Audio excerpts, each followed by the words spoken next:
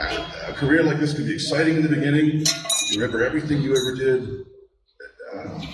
But there can be a repetition to it that you feel like you know your job a little too well, and you can rely on instincts and skills that just get the job done. But that's not your job. The actor's job is to experience it for the first time, for the last time, and like you never will ever be invited to do this work again. That's something I learned from Ian McKellen, and that's not because he told me, but I just watched. Well, he might have told me that. So I got to care about it, and even if it's material that you might not be that excited about, you have to find a way to bring ideas to it, to suggest the work so that it improves. And sometimes the job that you would look away from or not anticipate to do anything that interesting is the one that really hooks you. I speak on behalf of these representatives and agents and everybody who see things. Like, they didn't understand Doom Patrol. They didn't really get like, okay, it's another comic book property. There's so many of them made. It's ubiquitous. What's the first one now? It's just the role means that you're going to be voicing it in a studio and occasionally showing up in bits and pieces of the costume, depending on how the surreal storyline and where it takes. But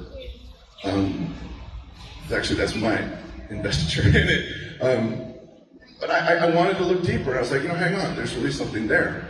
I think this has a voice that's unique, and I had to find a way to really recognize that the journey that the character Cliff Steele has to make in Doom Patrol is going from being an extraordinarily selfish individual whose misdeeds land him in a situation where he gets one shot, really, and not even that close to redeem himself. But the only way he can do that is to become a better human being as a robot than he ever was a human being in a human body driving a robot. And when I realized that was the emotional voyage that character takes, along with the emotional journeys that all of the characters in Doom Patrol make, I knew that it's good material, it's sourced, it's strong. So I feel like I want to feel invested in it. And also, as long as it's something that, frankly, people want to watch. And you don't always have that luxury. Let's be honest. The world and how we partake our films, our television, or what's now increasingly being called content, because of how we consume it, is on tablets and screens. And hey, look, they're in our back pocket. It's convenient. You're on the subway. I get it. And I can't help but think I went all the way to the desert in Jordan just so somebody could see me this big on a screen. But that's the way it is. And so there's so much more content, which is wonderful. But what it means is you really have to, and this is across the board, really tune up your game and frankly just be better. Yeah. And make choices that hopefully people will want to be, will want to see. Basically just don't suck.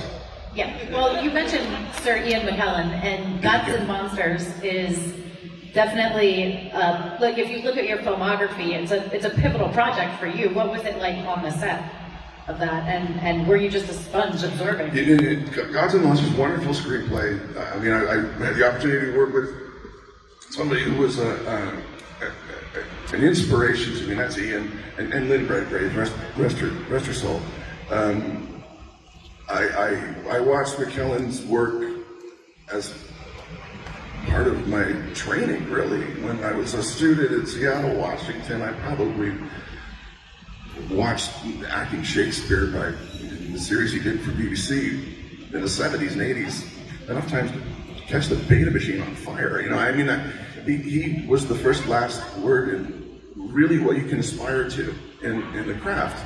And the opportunity to work with them that came along was really a dream come true before I even knew I could have the courage to admit that I had an aspiration to work alongside one of my heroes, and certainly, you know, immensely talented man, and a jewel in the crown of the profession. So in Gods and Monsters, it's an unusual friendship between polar opposites in characters. James Wales, at the end of his life and career, is really pretty much over. He's sequestered himself to the pool house behind his forgotten mansion somewhere in broken down Hancock Park in Los Angeles, and he's licking his wounds in a way and reimagining his life and the films that he brought to the world. Bride of Frankenstein. Talk about iconic. Those are characters that are indelible in our minds as lovers of cinema. And here he finds himself in a period where he's forgotten and kicked to the curb. In the world of Gods and Monsters, he is able to make sense of that all with a friendship that he makes in an unusual situation when he imagines the guy who works in his lawn is the dark muse that created the image that we all know as being the creature from Frankenstein. Mary Shelley's an indelible, beautiful, forgotten monster. I sound like I'm waxing poetic, and I might be after lunch, and if you snore a bit, that's okay, but I had a wonderful time doing that movie, and it means a great deal to me, so thank you for making mention of it. Yeah, you were incredible in it. It's a wonderful movie. Hi. Hi, growing up, Encino Man was one of my favorite movies. And I just had a question about when you were filming Link's first experience with a Slurpee. Did you actually get a brain freeze, or was that just really good acting? I'm wearing a hat, aren't I? Still frozen. Brain freeze was never on paper, but come on, you can't go and mainline off a Slurpee machine without something bad happening. But there was the line, "No wheezing the juice," which was read by actor Eric Nari to his friends. And small fun factoid, who knows it, in The Mummy, Nari was also the Egyptologist, the librarian Egyptologist. Anyway, so I worked with him twice. Yay. Thank you for that. Yeah. Thank you. Hi. Hi, how you doing? Hey, Brandon, I'm Richard from San Antonio, local comedian. And my original question was to ask you how you like working with Pauly Shore. I also work with Pauly Shore. I'm sorry. And I found it very strange, very strange. We won't even go into that, okay? But that was Why very not? They cute. won't. Yeah. So my question is, of all the movies you've made, what is your most favorite movie to work on? That's so hard. To work on, To be on, to look, my straight up answer, my friend, is I'm really just glad to have a job. And then, apart from that, make sure that I'm working with others and I'm learning from them. I'm doing my best to let them bring out the best in me, and vice versa. And I just need to be more selective in what I do, and that's the challenge going forward for me, which I'm glad to accept. Thank you. Thank you, and good luck with your career. Thank you. Thanks. Hi. Hello. So I'm gonna take it back quite a few years. But when I was little, I had basic cable always to watch. So always on the weekends, there was one particular movie that would come on, and I got connected with it because it was very imaginative, very artsy, and I eventually grew up to be a 3D artist. But how was your experience with Monkey Bone? Don't trust that monkey. That was a funny movie for one pretty solid reason, because if you remember, it was Monkey Bone was made right after. I want to get this right. Fox had made a boatload of cash. 20th Century Fox had all their money from Titanic.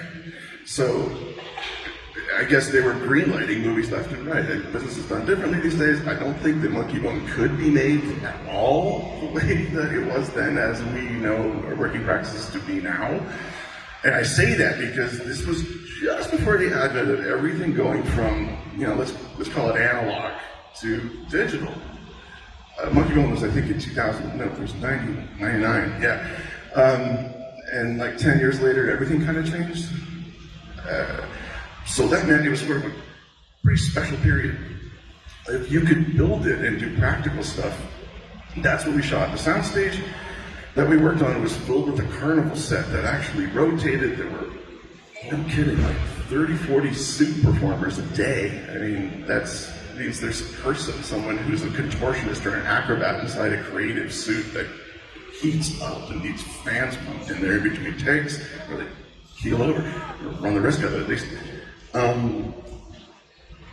It was just a big imaginative work that was headed by Henry Selick. Henry, wow, what a mind, what a creative force he is. If you remember the sort of animated wraparounds in the 80s that ran before and after between rock videos, and for those of you who don't know what a rock video is, turn to the person on your left and ask for them, because I don't have time. Anyway, that's what Henry first started off doing, so he had that real thriving sensibility, and he poured all that into this crazy monkey character who made everyone's life miserable. I think in the end it was probably one of the most well-funded art house movies, pound for pound, ever created, which I wear as a badge of honor. Thank you very much. Thank you for that. Thank you. Thank you. Hi.